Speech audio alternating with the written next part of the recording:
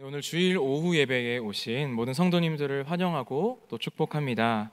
오늘 또 무익한 종을 통해 전해지는 말씀을 통해 약한 데서 또 드러나는 하나님의 강한 능력을 경험케 되기를 주님의 이름으로 소망합니다. 이 냄새, 향기라는 것은 이 단순히 후각적인 자극을 넘어서서 우리의 감정 그리고 기억, 심지어 우리의 건강에도 강력한 영향을 미칩니다. 이 냄새는 일상에서 별것 아닌 것처럼 종종 간과되지만요, 그 중요성이 매우 크고 우리의 삶에 깊숙이 스며들어 있는 것이죠.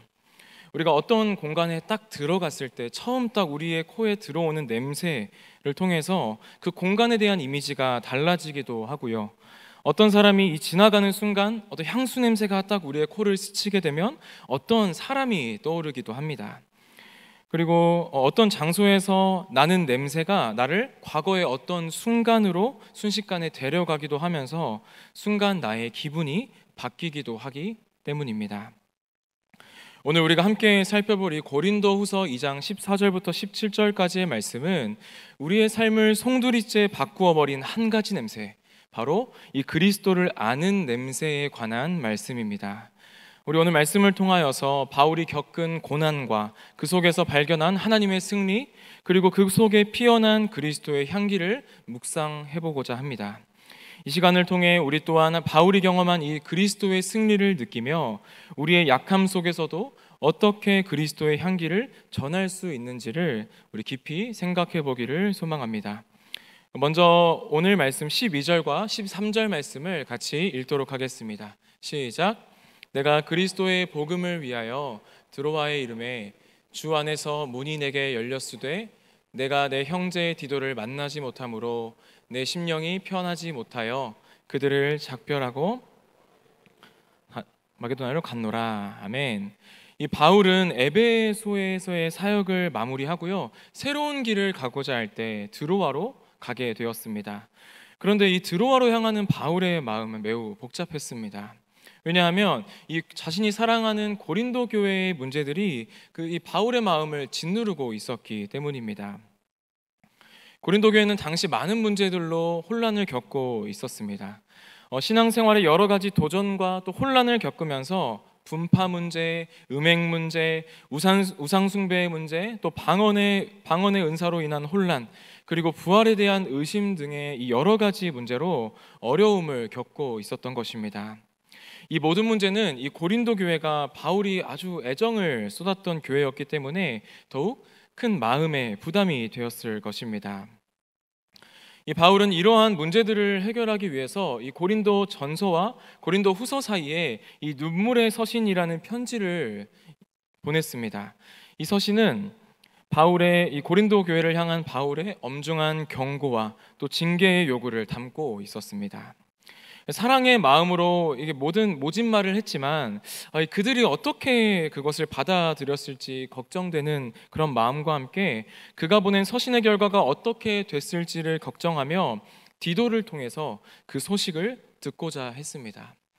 하지만 드로아에 도착했을 때는요, 디도를 만나지 못했습니다. 그리고 그로 인해서 바울의 마음은 더더욱 무거워졌던 것이죠. 이 디도를 만나지 못하여서 마음이 편하지 못했던 바울은 이 드로아에서의 복음의 문이 활짝 열려 있었음에도 불구하고 이 고린도 교회의 상황이 어떻게 전개되고 있는가를 알 수 없는 상태로는 도저히 드로아에 머물러 있을 수 없었습니다. 그래서 마침내 바울은 이 드로아에 있는 성도들에게 작별의 인사를 건네고 마게도냐로 떠나게 되는 것이죠. 지금까지 이 마게도냐로 향하는 바울의 상태를 정리하면 이렇습니다. 자신이 사랑하는 고린도 교회는 많은 문제들로 혼란 속에 빠져 있었고요.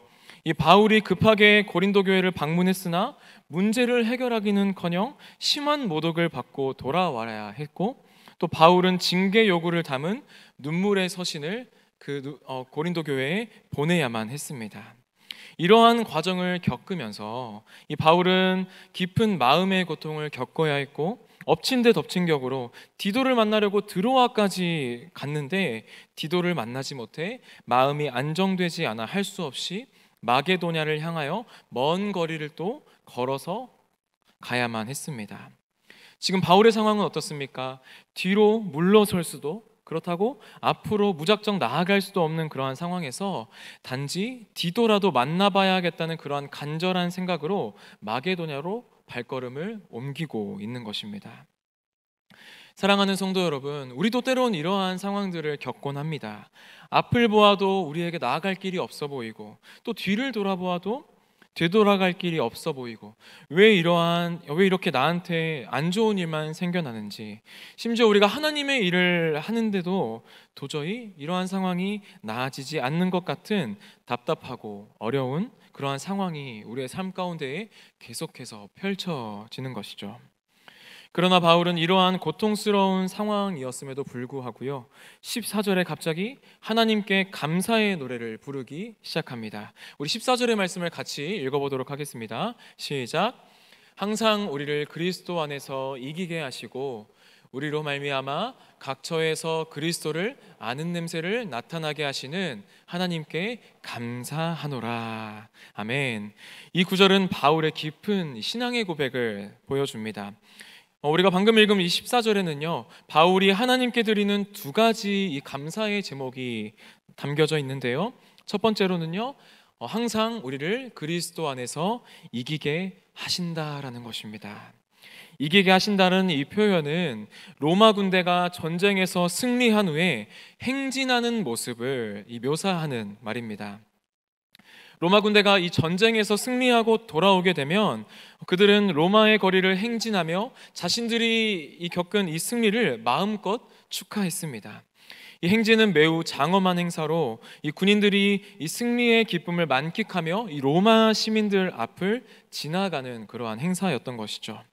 이 행사는 자주 일어나는 것이 아니라 몇 년에 한 번 볼 수 있을까 말까 한 아주 장관을 이루는 장면이었습니다.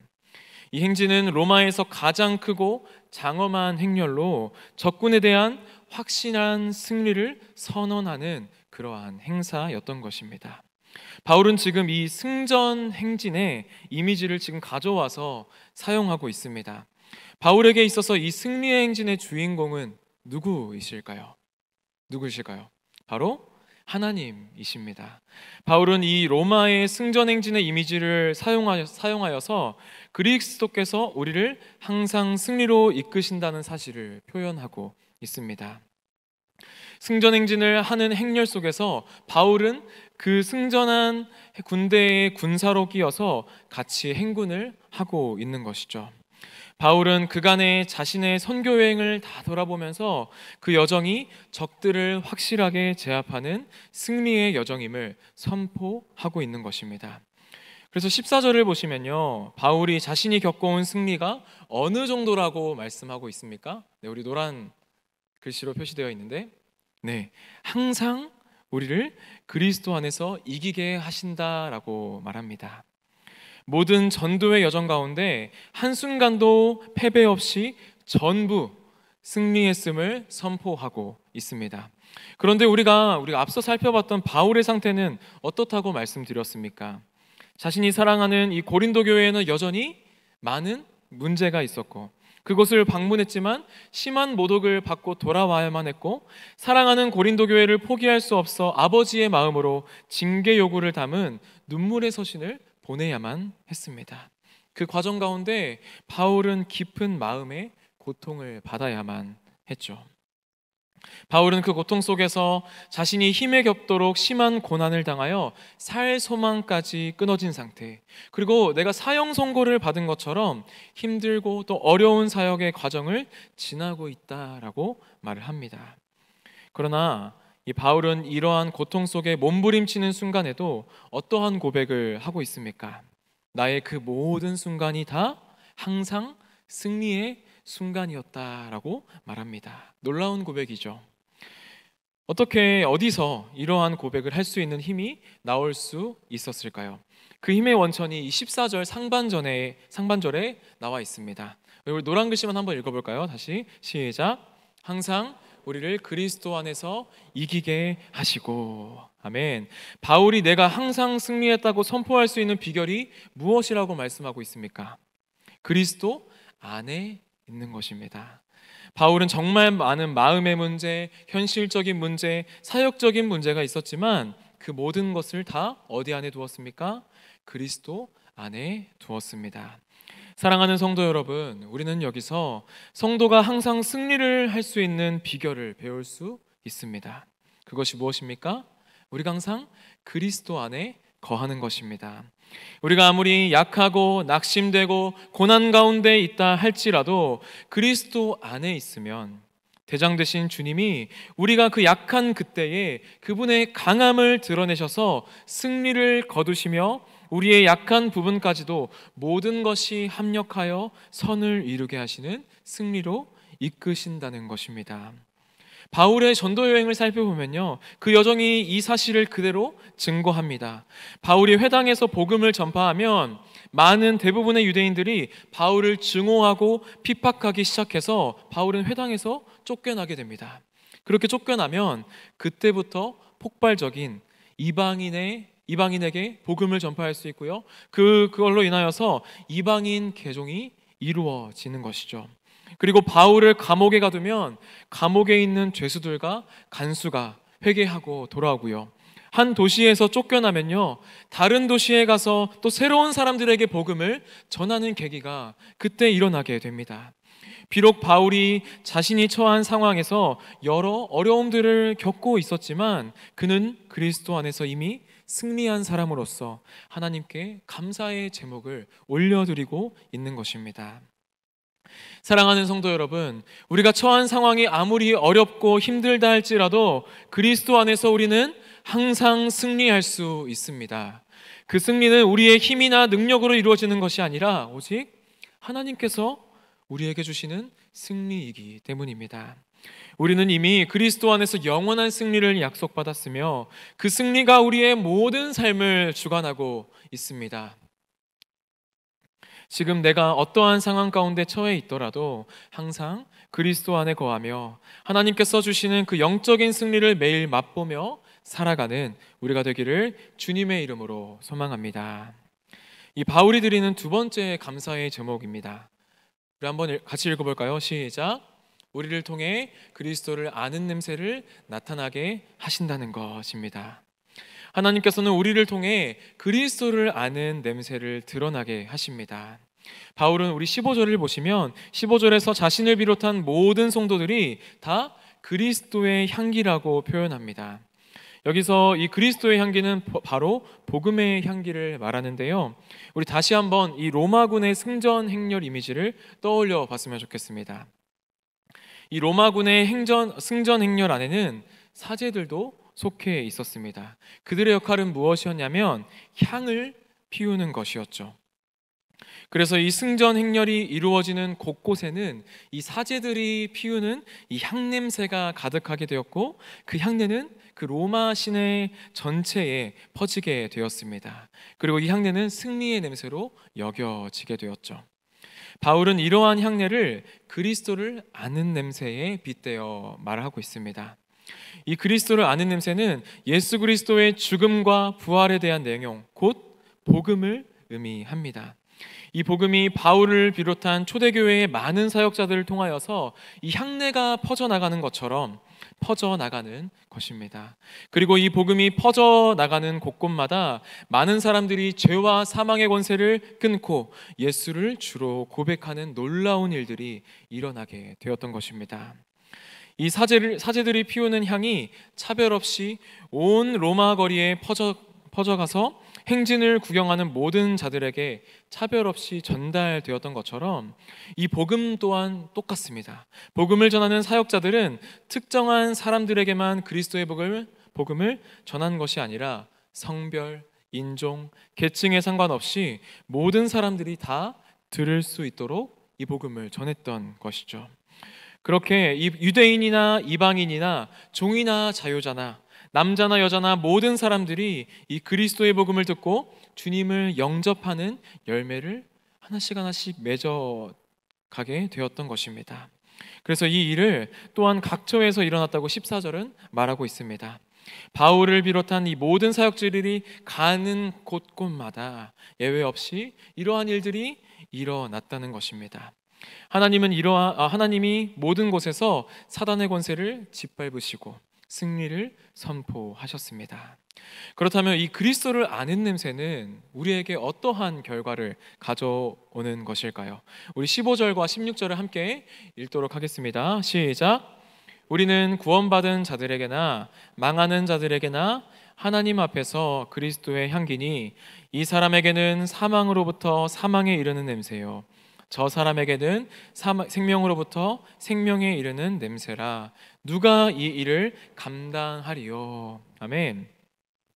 우리 계속 살펴보고 있는 이 로마군의 승전 행렬에는 두 가지 부류의 군인들이 함께 하고 있습니다. 한 부류는요, 이 적군의 포로로 잡혀 있다가 풀려난 로마의 병사들이고, 한 부류는 전쟁 포로로 잡혀온 적군들입니다. 이 두 부류의 군인들 모두의 코에는 이 사제들이 피우는 향내가 다 진동을 하겠죠. 적군의 포로로 잡혀 있다 풀려난 로마 병사에게 이 냄새는 어떻게 다가왔을까요? 야, 내가 이제 살았다. 죽는 줄만 알았는데 돌아와서 이 냄새를 맡고 있다니 라고 생각하면서 이 기쁨의 환호를 지르지 않았을까요? 반면에 이 로마의 전쟁 포로로 잡혀온 적군들에게 이 사제들이 피우는 향내는 어떠한 의미로 다가왔을까요? 야, 나는 이제 죽었다. 나는 이제 죽을 일만 남았다. 라고 생각하면서 그 냄새가 코에 머물 때마다 나에게 다가올 죽음을 떠올렸을 것입니다. 이처럼 이 그리스도를 아는 냄새는 모든 사람에게 다 동일한 의미로 다가오지 않습니다. 바울은 이 향기가 어떤 사람에게는 사망으로부터 사망에 이르는 냄새가 되고, 또 어떤 사람에게는 생명으로부터 생명에 이르는 냄새가 된다라고 말합니다. 어떤 말이냐면, 복음을 받아들인 사람에게는 이 향기가 생명의 냄새로 다가오고요, 그들은 복음을 통해 예수 그리스도의 구원을 받아들이고 영원한 생명을 얻게 된다는 것입니다. 그러나 복음을 거부하는 사람들에게는 이 복음이 어떻습니까? 이 향기가 사망의 냄새로 다가올 것입니다. 그들은 복음을 거부함으로써 이 하나님과의 영원한 분리를 선택하는 것이고, 그 결과 사망이 그들에게 임하게 될 것입니다. 그렇다면 우리가 그리스도의 향기를 전하는 자로서 해야 할 일은 무엇일까요? 우리가 할 일은 복음의 향기가 세상 모든 사람에게 퍼져나가도록 전하는 것입니다. 그리고 그 향기의 결과를 하나님께 맡겨드리는 것이죠. 누군가는 그 향기를 받아들여서 생명을 얻을 것이며, 또 누군가는 그것을 거부하여서 사망에 이를 것입니다. 그러나 우리의 책임은 그리스도의 향기를 전하는 일에 충실하는 것, 그것에 있음을 우리가 기억했으면 좋겠습니다. 바울은 이 중대한 사명을 감당하는 데 있어서 그 책임감의 무게를 느끼면서 16절에 뭐라고 고백하냐면, 누가 이 일을 감당하리요? 라고 이 떨리는 마음으로 이 고백을 드립니다. 그리스도의 복음을 전하는 일은 생명과 사망을 가르는 아주 매우 중요한 일입니다.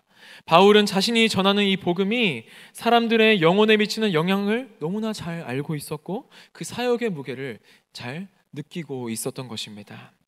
우리가 이것을 통하여서 우리도 복음을 전하는 일이 얼마나 중대한 일인지 깊이 깨달아야 합니다. 우리는 그리스도의 향기를 전하는 자로서 사람들에게 이 생명의 길을 보여주는 역할을 감당해야 합니다. 그러나 우리는 이 일을 감당할 수 있는 능력이 우리에게서 나오는 것이 아니라는 것을 잊지 말아야 하는 것이죠. 바울이 그랬듯이 우리도 하나님께서 주시는 그 능력과 은혜로 그 복음 전하는 그 일을 감당할 수 있어야 합니다.